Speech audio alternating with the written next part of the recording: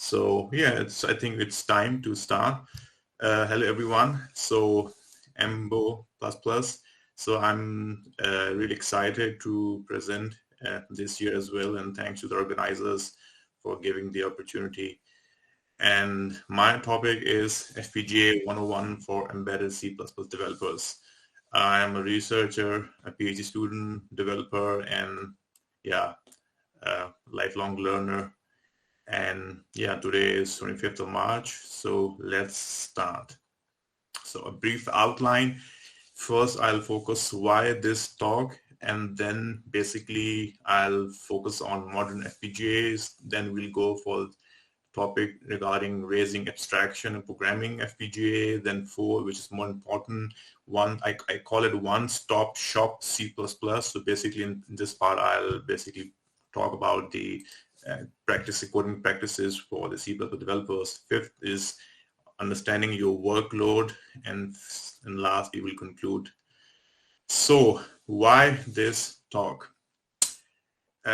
Just to give you example that modern car nowadays has more than 100 million lines of code. So as we are in the embedded conference, so automotive is one part of embedded as well. And it's expected that this line of code will reach more than 600 million lines in the next couple of years. And then you have this time to market pressure, where you have to basically generate designs on a time constraint. And then this embedded devices are becoming very complex. They're becoming more heterogeneous. They have a very complex memory model.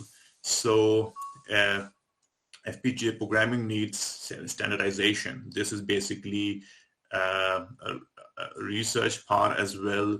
And then basically as well, one of my really passionate about that, okay, you have this FPGA for software, for hardware developers, but as I am a software engineer, how basically we can program FPGAs through high-level languages, especially C++. And there is basically, I still say there's a lack of standardization. So basically you don't have best coding practices where you should really focus on the standards for the coding. So again, why this talk? In one of my favorite Turing lectures by David Pedersen, he's one of the really successful scientists in computer domain. He mentioned that we are moving towards more domain-specific hardware. So basically, there will not be a homogeneous architecture, but it will be more heterogeneous architecture. So this is as well important that why this talk, because we need to have coding practices, especially in C++, which basically target more heterogeneous architectures. Last year, it was a short paper, a work in progress paper in the conference from my side. It was Forum on Design Languages, where basically I talked about using C, C++, and C#, although I like developing more in C++, but this is part of my research as well, a research question that, how to bring the C languages, in particular C++, for more and more for the FPGA programming. So I basically presented some work in progress where basically I was working on tools which basically are built with most like LLVM, GCC compilers, but these are tools which generate hardware from the languages like C, C++, and C#. So this is, as you see, this is one of my interests where I really focus on coding practices and software languages to generate hardware for the FPGA hardware. So just to give, as the talk is FPGA 101, so it's very important to tell the attendees that what basically I mean by modern FPGAs. So FPGA is like an integrated circuit, and basically you use it for rapid prototyping. So you can program again and again and again. So it's a cool hardware. So basically it's economical, it's affordable. So you don't it's not a fixed IC. So it's not like an ASIC costs thousands and millions. In fact, FPGA is cheap, it's economical. So you can basically stick to your laptop and you can develop design. I also have I basically it's a small FPGA where you can play with the small designs. I call it a tale of two FPGA platforms. So basically, you use FPGA accelerator as a core processor in one form. So basically, you attach from this PCI-based connection and an FPGA device, which basically acts as a core processor. So basically, it's one form of architecture. Second is you have this FPGA as all programmable SoC FPGA. So basically, you see on the right side, it's all programmable SoC, which means that it has this hard processor, it has a soft processor, and then in this green part, in this yellow part, you see this basically the programmable logic. So basically, that's the fabric of FPGA. And in terms of on the left side, you see this as a core processor. So basically, you have these two main FPGA architectures. Either you use as a core processor or you use it as a SoC FPGA. So the question is, all set to develop and run design on FPGA? Yeah, unfortunately not that easy. It's FPGA programming is a hard problem. So developing functionally correct designs can take months and in some cases years. It's really true that even a small design can take months and weeks, and even when we will go further in the slides, functionally correct design. So it's a hard problem. Hence this talk and hence this topic. So the solution is raising abstraction and programming FPGA. So we basically target that problem by raising the abstraction. So what we mean by raising abstraction means that you basically go on a high level, and by high level you mean that you go on languages which are of course like C++, which we will discuss now. So you don't develop you develop traditionally with hardware languages, and then you go on a high level. So you basically raise abstraction. One technique is high-level synthesis, in which I work. It basically automates the translation of C++ into hardware. So basically, I use C++ more, and these basically HLS compilers are based on like LLVM compiler, and so you really get that freedom to develop designs in pure C++. And this is basically not new HLS compilers. It goes back 30 years, but now it's becoming more popular because there are more software engineers coming in FPGA domain. So basically what you do is that you compile the specification in HLS compiler, then you have you allocate the hardware resources. So you have a basically hardware library, and then you basically have the scheduling operations. So it schedules the operations to clock cycles, and then you bind the operations to functional units, and then in the final stage, if you see this one, you generate the RTL architecture, which is RTL register transfer, and it's basically the you can say the final hardware you generate on the FPGA device. So just to give you an example how basically you can really abstract using C++. If you see the code on the right side, that's basically written in system Verilog. It's a typical hardware language, hardware description language based on traditional Verilog language. So if you see on the right side, the code snippet, you have an input which is basically a clock, reset, and 32-bit input data. And then you have an output of 32-bit data. You have port directions, basically as its hardwares, and you have width, which are basically explicitly defined in Verilog. So if you count the line, I think it's 1, 2, 3, 4, 5, 6, 7, 8, 9, 10, 11, 12, 13, 14, 15, yeah, around 30 or more than 30.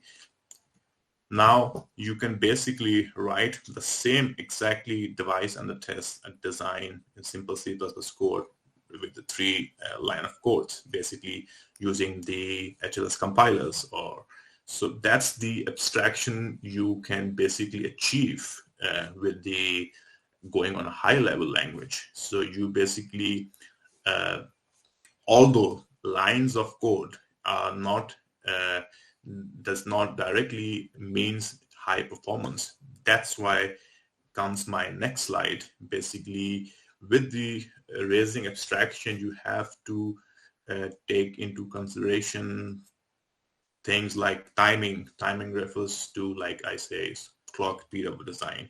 And then you have this latency and pipelining. So you need, and when I say latency, it means number of clock cycles it takes to complete an instruction set. Throughput, the number of clock cycles it takes for the processing logic to accept the next input at assembly. So basically, even if you go on a high level, you need to basically take, not that the line of code gets reduced, okay, it's fine, but at the same time you have to basically understand those language constructs to achieve those designs. So, which I said here, raising only the programming abstraction is not a panacea. It's not basically the complete solution. So you basically have to have a fundamental understanding of basic constructs of the hardware, which are basically same for all compiler like GCC, LLVM, or maybe your own compiler. So I call this one-stop shop C++. So simple C++ language constructs which basically can help you design FPGA designs. So basically, and this is part of my ongoing research. Basically, I keep practicing these coding practices to develop my own design. So it would be interesting to share something. So basically, in this you have languages like C++ 11 onwards till 17. There's a going on effort to introduce some C++ 20 features as well in the most compilers, which are HLS compilers. And then you have System C, OpenCL, but the main chunk is C++. And you basically, when it comes to HLS compilers, high-level synthesis compilers, or any compiler which generates FPGA hardware from C++ language, you need to have C++ arrays support. You need to have structs, functions, pointers, loops, and classes and templates. However, at the same time, you can't support system calls and dynamic memory usage and recursive functions. Before going to the C++ arrays and other which are supported, let's see why basically these other things like system calls and dynamic memory usage is not supported. So this was also, as I tried to stay active on Stack Overflow as well. So there was a question that, okay, why I answered it, why basically if you see this dynamic memory allocation and runtime information system calls are not supported, because in hardware, the dynamic memory allocation, because hardware accelerators have fixed set of resources on silicon, and dynamic creation and freeing of memory resources is not supported. So mostly it's not supported. It's not that easy. And then of course system calls. These are actions that relate to performing some task upon operating system. So therefore, OS operations such as file read and write or OS queries like time, data are also not supported. Arrays. So these basically, when I say one-stop shop, basically you can, what I mean is that you have a compiler which basically generates an FPGA hardware. So it generates an hardware in a hardware language like Verilog and VHDL. So how basically you generate from C++. So that's I call one-stop shop. So basically to give a basic understanding of people who are not into FPGA design and they are in the C++ community. So that's the idea. So you have an array, basically the array which is in C++, that will basically map the compiler would map that into wires, registers, memory, bus, or streams. So that's basically one fundamental goal. And then you have a memory basically in a form of read-only memory, random access memory, FIFOs after synthesis on the hardware. And you have ports. So these ports can be mapped as again, they're mapped as ports. But if you see on the right side, the code snippet, you have to be sure that you be aware with the stack and heap. So you can't basically allocate infinite memory. So that's basically one idea of the arrays to synthesize on the hardware. Structs, so struct members are implemented as individual ports, mostly in compilers for the final hardware. And then you have the scalar members. These are basically simple scalar ports. Then you have array members in if you see on the right side of the code snippet, that's basically when it's synthesized, it goes as memory ports. Then you have functions. So basically function arguments are like if you see on the right side of the code snippet, you have function arguments A and B. So these are basically, this will be the final hardware ports when they're synthesized. So in this example, a 32-bit multiplier hardware with the output truncated to 18 bits. So, and then if you have sub-functions, they will be also synthesized into blocks. So that's one part of the. Then you have recursive functions. So recursive functions that can form endless recursion cannot generate hardware because that's not easy to. Mostly it's not preferable. You can play with some compilers where you can generate recursive function, but mostly not. C++ templates can solve some kind of recursion, but mostly recursive functions are not supported to generate hardware from C++. Pointers, yeah, we love pointers in C++ as well. So they are basically simple. Pointers are basically wire interface on the hardware, and the FIFO, the pointer must either be read-only or write-only. Function pointers are mostly not supported. And if you see the code snippet on the right side, that's the pointer average. Basically on the right side on the code snippet will be an output of the hardware when it's synthesized. So that's one simple example for the pointers. Classes, constructors, and classes can provide you say encapsulation for hardware concepts and combining data and functionality in this in spirit of object-oriented programming. So class constructors and destructors are included and synthesize hardware whenever a class object is declared. So most compilers support virtual functions, including abstract functions for synthesis, provided that it can statically determine the function during synthesis. So if you see on the right side in the code snippet, a class is used to create the component that basically performs multiply and accumulate operations, MAC operations. So this is one example. Then you have C++ templates. So you can basically use it for the parameterization as they use in software.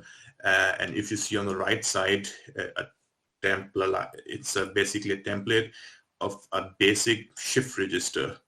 And for this example, there are three template parameters if you see. So one is unique instance, which is an integer used to create a unique instance of the function. And then you have a data type, which is used to specify the data type processed by the function. And then you have this number of registers, which controls the number of shift registers. So basically, this is one example how you can use a template in C++ to generate a hardware. And I have been using templates a lot. That was also one of the main tasks in my last this work in progress paper, where basically I was using templates to basically experiment with different C++ template to generate the hardware. This is very important, practices for the memory model, because this is, in a processor-based system, if you see, the software engineer must fit the design essentially on same memory architecture, regardless of the specific type of the processor. This is basically on the FPGA. It's not like that. So you have basically a sea of different memory banks. So you basically divide into on-chip and off-chip. So on-chip means, like I mentioned here, a block RAM. So basically you have a RAM of 4 to 8 or 16, 32 kilobit KB size, and then you have an off-chip memory like DRAM. HBM is new comparatively since last 2-3 years, high bandwidth memory and DDR. So basically on the FPGA part, you have to play with the memories. So that's as well, and that's very important from the C++ coding point of view, that you need to understand the underlying architecture to use the C++ language features. So we will start with the on-chip data buffering, data caching. For example, on-chip buffer reuse of data. So this is one technique. Basically, you can say that, data reuse is a widely used technique in software program optimization and hardware design for FPGA. So that's basically it's an established language. It's an established programming model in software as well. And then when it comes to on-chip memory or cache, as you say, is used to store the data temporarily to avoid the repeated accesses from the off-chip memory. So if you have an HLS compiler, in HLS compiler, there is a larger design space of data reuse optimization, because FPGAs have thousands of on-chip memories which can be used to generate the data reuse buffers in a customized way. So one example is loop tiling. If you see on the right side in the code snippet, so you partition the loop iteration into small blocks, and you can use the small reuse buffer. And the green bar basically shows the inner loop with small memory footprint. This is one example of loop tiling is very useful loop transformation, which basically, if you see on the right side, it basically transforms, it basically partitions the loop iteration into small chunks of blocks of memory. So, and by performing the iteration chunk by chunk, the data locality is achieved, because the data accessed in the chunk are typically neighboring data in different array dimensions. This one technique. And then when it comes to on-chip buffer, you have multiple accesses via array partition and reshape.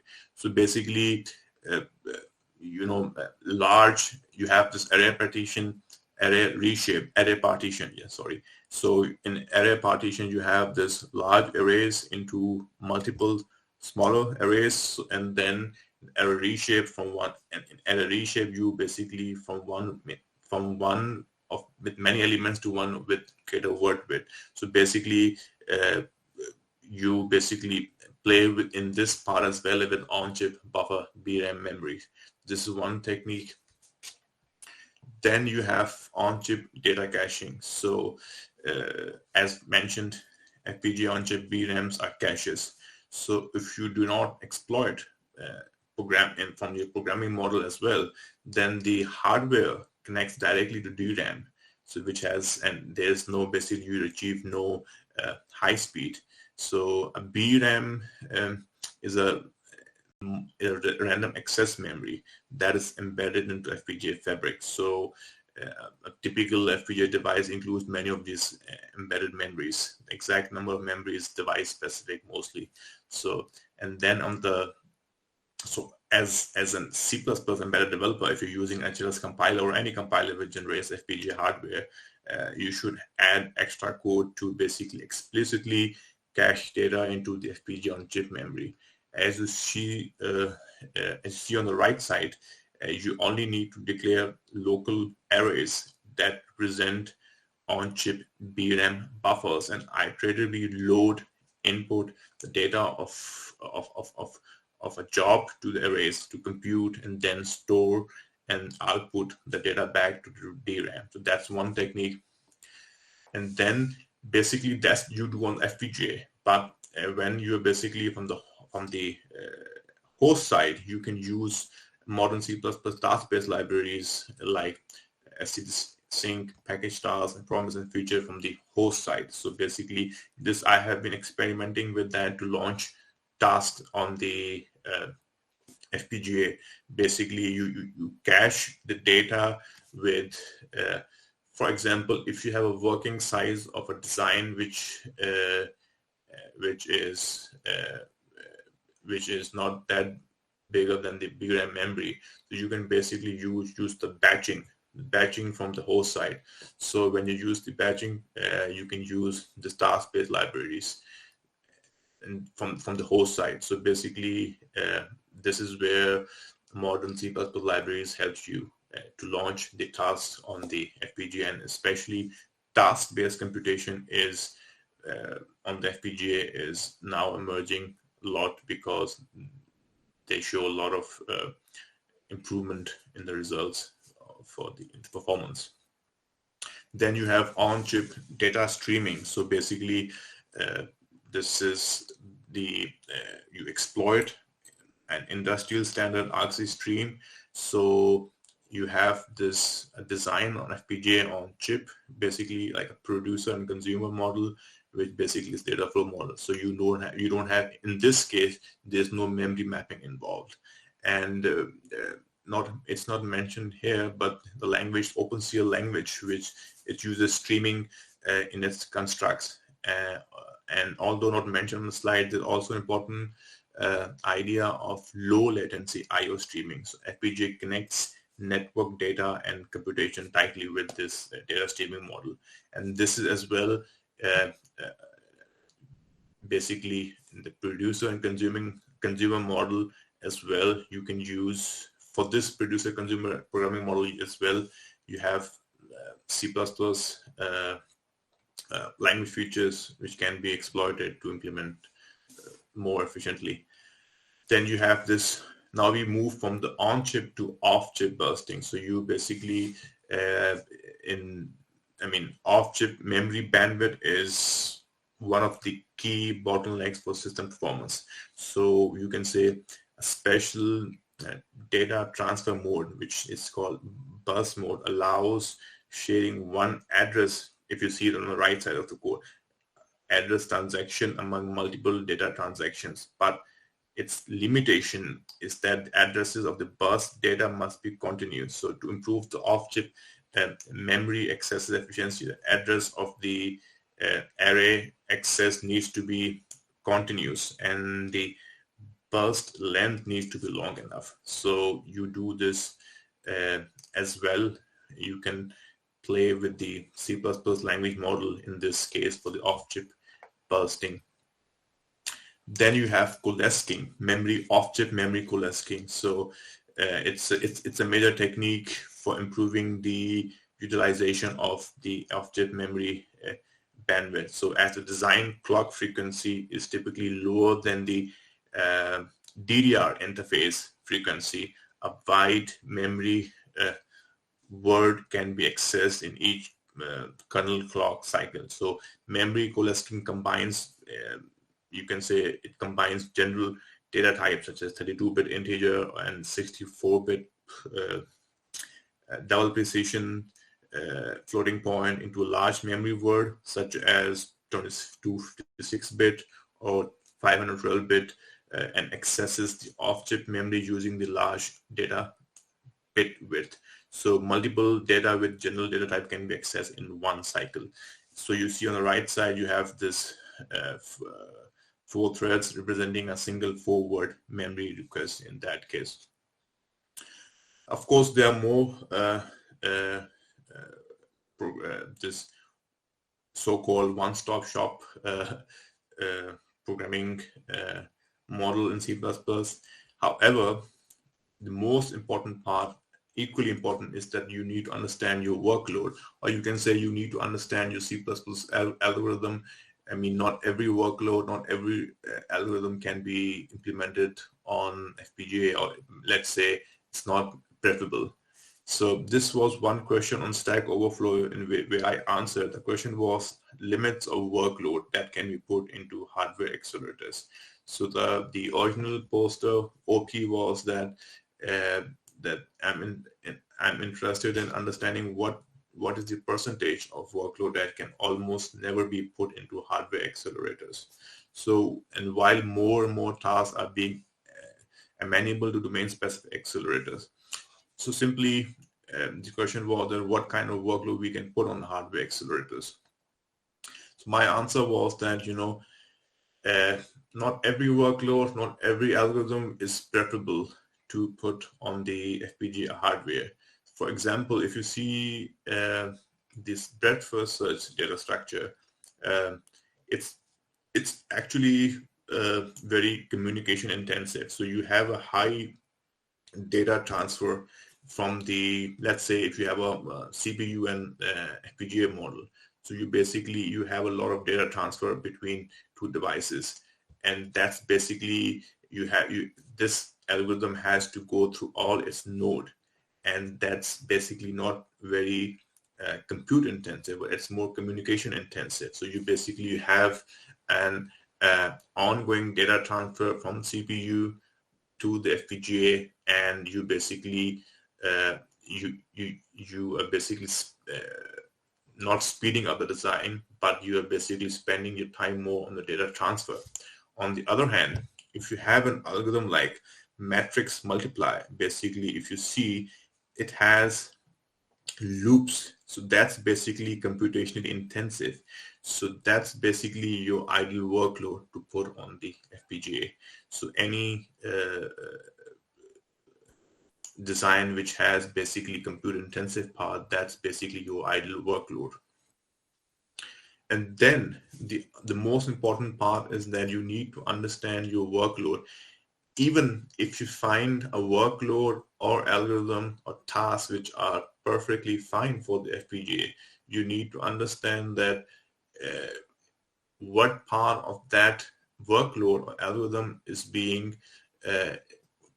contributes to the overall runtime. So basically, if you have an algorithm basically or task which is ideal for the FPGA, which has compute intensive part, but that basically task is just 2% of the overall runtime, then even then it's not possible. It's not preferable to put basically to speed up. So you need to have a compute intensive workload, plus that workload should be immensely contributing to the overall runtime to speed up the design on FPGA.